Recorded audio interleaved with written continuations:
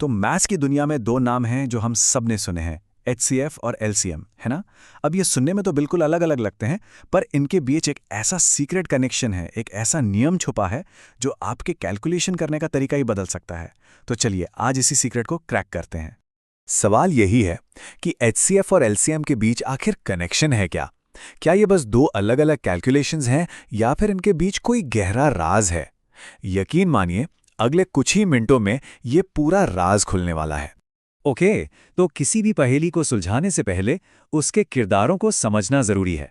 और इस कहानी के हमारे मेन कैरेक्टर्स हैं एचसीएफ और एलसीएम। तो चलिए पहले इनसे अच्छी तरह जान पहचान कर लेते हैं। बिल्कुल सिंपल भाषा में समझते हैं। एचसीएफ यानी वो सबसे बड़ा नंबर जो दिए गए नंबर्स को डिवाइड कर सके, और दूसरी तरफ है एलसीएम यानी वो सबसे छोटा नंबर जो दिए गए नंबर से डिवाइड हो सके। समझ रहे हैं ना? एक है फैक्टर, दूसरा है मल्टीपल, बस यही फर्क है। ठीक है, तो अब जब बेसिक्स क्लियर हो गए हैं तो चलिए उस तरीके पे चलते हैं जो हम सब ने स्कूल में सीखा है, मतलब एचसीएफ और एलसीएम निकालने का वो पुराना पारंपरिक तरीका। और इसे समझने के लिए हम सोर्स मटेरियल से ही एक एग्जाम्पल उठाते हैं। हमारे नंबर्स हैं 12 और 30। चलो इन्हीं पर काम करके देखते हैं। तो सबसे पहला स्टेप क्या है? Prime factorization. हम 12 को उसके प्राइम फैक्टर्स में तोड़ेंगे, यानी 2 × 2 × 3। ठीक है। और इसी तरह 30 के फैक्टर्स होंगे 2 × 3 × 5। और मजे की बात यह है कि ये जो तरीका है ये सीधा हमारे सोर्स मटेरियल मतलब इस टेक्स्ट बुक से ही लिया गया है। ये बिल्कुल वही प्रोसेस है जो यहाँ समझाया गया है। अब एचसीएफ निकालने के लिए हमें क्या करना है? हमें बस वो फैक्टर्स ढूंढने हैं जो दोनों लिस्ट में कॉमन है। तो 12 और 30 के केस में कॉमन क्या है? एक तो 2 है और एक 3 है। ये हैं इनके कॉमन प्राइम फैक्टर्स। तो बस इन कॉमन फैक्टर्स को यानी 2 और 3 को मल्टीप्लाई कर दीजिए और हमें मिलता है 6। तो 12 और 30 का एचसीएफ हो गया 6। सिंपल। ठीक है, तो ये पुराना तरीका काम तो करता है, इसमें कोई शक नहीं। पर अब बारी है उस असली सीक्रेट की जिसके लिए हम यहाँ हैं। एक ज्यादा स्मार्ट, ज्यादा तेज तरीका। जरा सोचिए, क्या कोई ऐसा जादुई फॉर्मूला हो सकता है जो हमें इतना सब किए बिना सीधे जवाब तक पहुंचा दे? मैथ्स में अक्सर ऐसे शॉर्टकट्स छिपे होते हैं और ये उनमें से एक बहुत ही कमाल का शॉर्टकट है। और ये रहा वो सीक्रेट फॉर्मूला। एचसीएफ को एलसीएम से मल्टीप्लाई करें तो उसका जवाब हमेशा उन दोनों नंबर्स को आपस में मल्टीप्लाई करने के बराबर होगा।